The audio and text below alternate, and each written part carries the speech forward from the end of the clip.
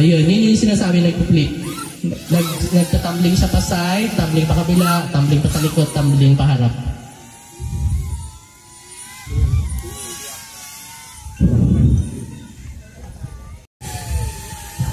So makikita nyo na yung view ganyan siya kalina, oh. Ayan, oh. Kanina di ba parang maliwanag na hindi mo nakikita yung ibang ano. So ngayon ganyan na yung nakikita niya dahil sa ND filter na nilagay natin. So yun yung nagagawa ng ND filter, ano. Ito, yan yung nagagawa ng ND filter. Lalo na kapag ang business niyo ay photography, so importante po yung ND filter doon sa mga nagpo-photography. Yung nagkukuha ng mga video shoot.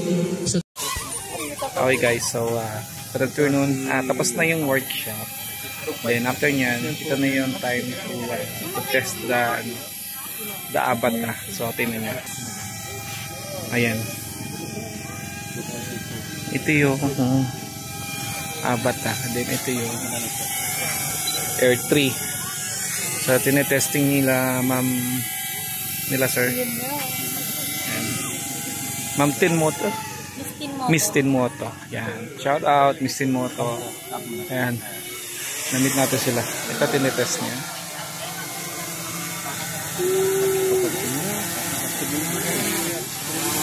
Ayan. So ito, na-test na natin yan before. Yun talaga yung gusto kong subukan. Kasi meron yung goggles na talagang kakaiba. Dahil pag yun yung experience mo, lalong-lalong na katulad ng nagawa ni Kuya. Ayan. Yun yung control niya sa kamay. Tsaka yung makikita niya lang dito sa kanyang mata. So, ayan. Ayan, si Arky. Kaya lang yung magiging screen ng drone mo maliit na dito. Kaso lang baba natin. Okay lang yan, sir. Okay. Nakaligo. Nakaligo ba? Rotate mo papunta dito sa sir. Sa malayo. Yung drone sir. naka-normal ko siya lang.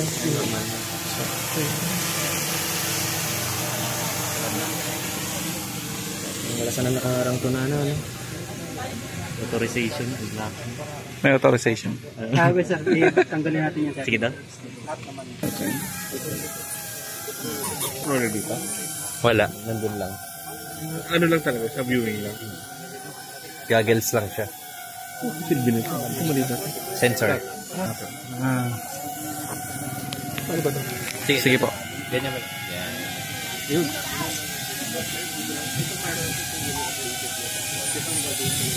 Nasa store kami, masanay kami mag-drive na gamit yung RC Motion Remote. So sila Sir Uno pala, yung mga drone nila lahat na gamit yan, hindi yan nila binibili. So sponsored po yan lahat ni DJI.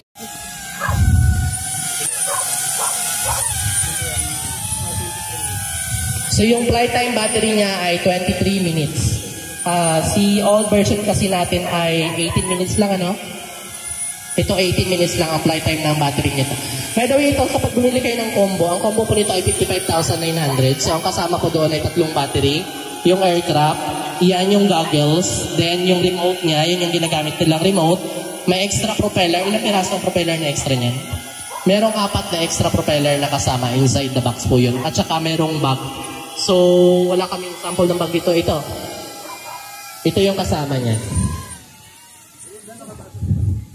500 meters po yan kapag sinagad natin. Pero since nasa blue zone po tayo, huwag tayong maglampas doon sa may required sa atin ng kaak na 120 meters lang. Yes po.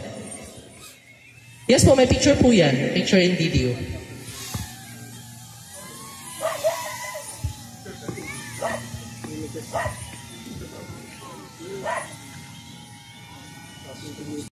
Visualize. Internalize mo. Para pag suot mo yung goggles, Alam mo na kung saan. Magugulat no? Biglang may ganun.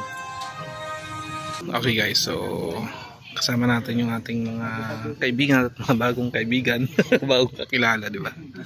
Dito sa workshop na DJI dito sa Puerto Princesa City, Palawan. So, dito si Sir Eman. Ay, papicture tayo dito sa dalawa. Pwede po mong papicture sa inyo. Dito po, sikat dito. Sikat po, sikat. 1, 2, 3, smile pa. Ayun na. Okay. Kanina nga rin gumaya ba? Ma'am, ano pangalan ulit, ma'am? Mistin Moto, yan.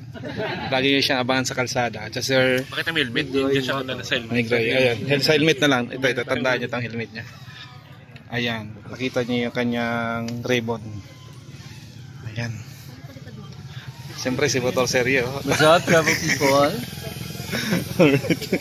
Okay. Kapag dinouble click ko ulit yan, mag-stop yung motor. So double click, start. Pag naka-start na yung motor, ito na yung manual na sinasabi ko. So manual yan. Huwag kayong matakot na pindot naman ito ng pababa kasi yung drone po yan, hindi yan magabagsak katulad ng mga sumunod.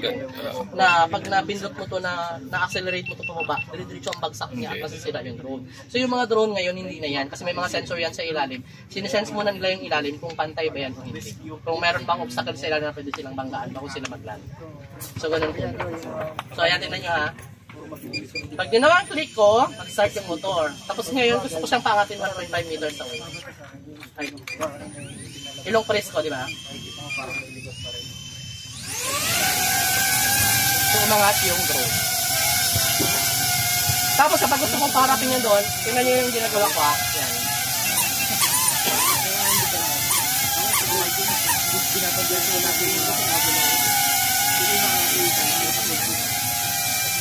Tingnan nyo, ha? Pinipress ko ng konti. Kumbaga ito yung, ano tawag yan? Kapag hindi nyo naman yan napindot, kahit ganyan-ganyan, hindi yan gagalaw yung drone. Pero kapag pipindutin nyo ng konti, kaya konti lang, o. Yan. So ito, kapag naangat ko to, atrasin yung drone. Kapag in-accelerate ko naman yan, uulong yung drone. Okay.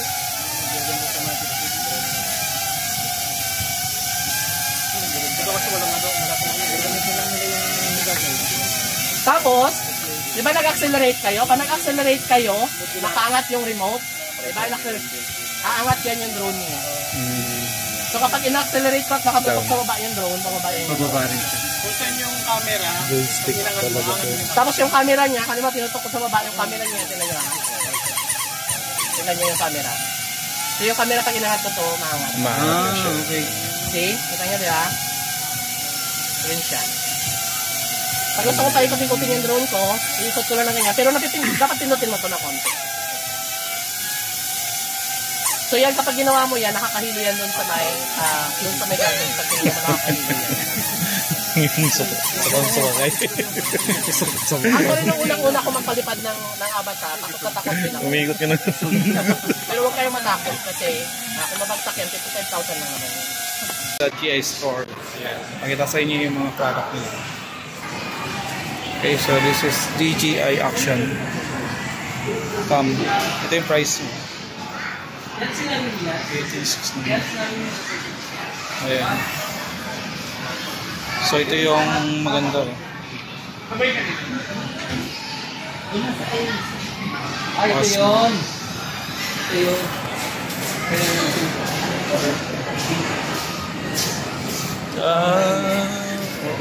Tsaka to. Ito yung ano na, Mic 2. mic 2. Reaction 4 ka na muna agad. Kailangan niya ba ng ano? Kasi parang...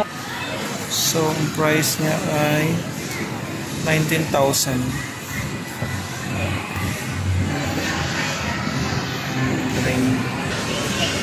Tapos may mga ganito rin tayong gimbal stabilizer. Ay, oo.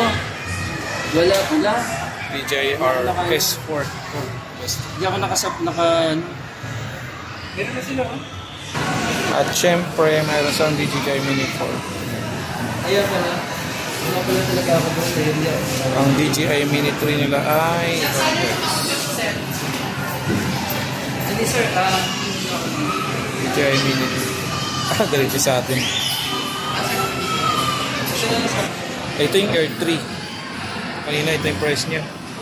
79,990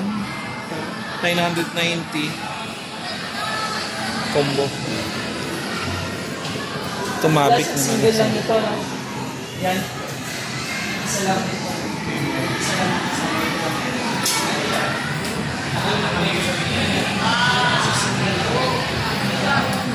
ang kanilang DJI Mavic 200 plus. Grabe.